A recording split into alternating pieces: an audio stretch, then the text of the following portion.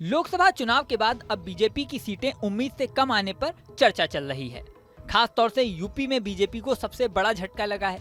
यहाँ पर राम मंदिर बनने के बाद बीजेपी पूरे जोश में थी। बीजेपी को उम्मीद थी कि राम मंदिर बनने से उसे फायदा मिलेगा, लेकिन परिणाम पूरी तरह उल्टे आए हैं।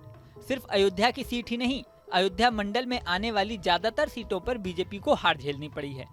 अयोध्या मंडल में फैजाबाद लोकसभा क्षेत्र के अलावा अंबेडकर नगर, अमेठी, सुल्तानपुर और बाराबंकी आते हैं। इन सभी सीटों पर बीजेपी कैंडिडेट्स को हार झेलनी पड़ी है। अयोध्या शहर मुख्यतः फैजाबाद लोकसभा क्षेत्र में आता है। यहाँ पर बीजेपी कैंडिडेट लल्लू सिंह को सपा नेता अवधेश प्रसाद के हाथों हार झेलनी पड़ी। वहीं अमेठी में तो बीजेपी की कद्दावर नेता स्मृति ईरानी को कांग्रेस कैंडिडेट केएल शर्मा के हाथों हार झेलनी पड़ी।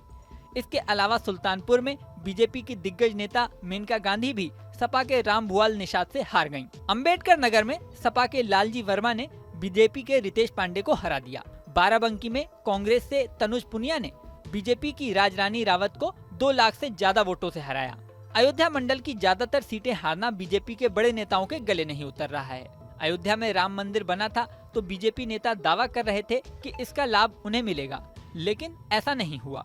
यहाँ तक कि पीएम मोदी ने तमिलनाडु में अपने भाषण में भी राम मंदिर का जिक्र किया था, लेकिन लोकसभा चुनाव में अयोध्या मंडल में ही बीजेपी को ऐसे रिजल्ट मिलेंगे, ये शायद ही किसी ने कल्पना की हो। इस बारे में विशेषज्ञों के हवाले से कई मीडिया रिपोर्ट्स में दावा किया गया है कि हर सीट पर हार जीत के समीकरण अलग अलग रहे, लेकिन सबसे बड़ा कारण सपा और कांग्रेस का गठबंधन, दोनों की सोशल इंजीनियरिंग और एंटी इनकम्बेंसी रहे।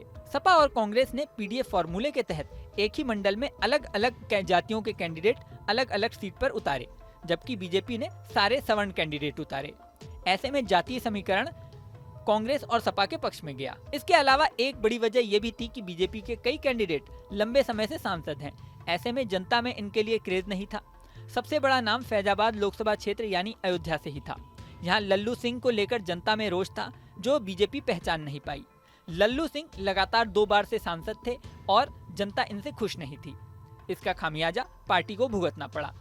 इसके उलट सपा के अवधेश प्रसाद लंबे समय से इसी क्षेत्र में विधायक रहे हैं और जब वो सांसदी के लिए उतरे तो जनता ने उन्हें हाथों हाथ लिया। अमेठी की स्मृति ईरानी के सामने ऐसा कैंडिडेट था जिसकी जमीनी पकड़ तगड़ी थी। ये कैंडिडेट थे केएल शर्मा।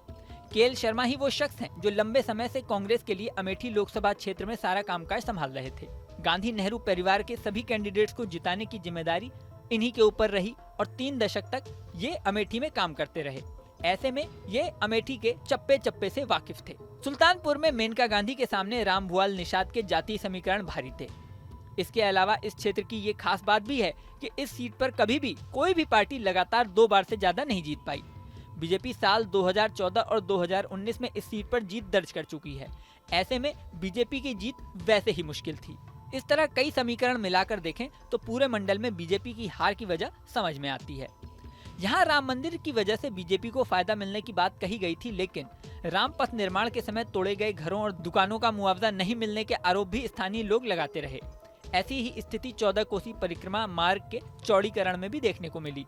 जिन लोगों ने मुआवजा नहीं मिलने की बात कही थी, उनके वीडियो भी सोशल मीडिया पर सामने आए थे। इससे पूरे अयोध्या मंडल में लोगों के रोष बढ़ता रहा। इस वीडियो में फिलहाल इतना ही। बने रहिए न्यूज़ नेशन के डिजिटल प्लेटफॉर्म पर।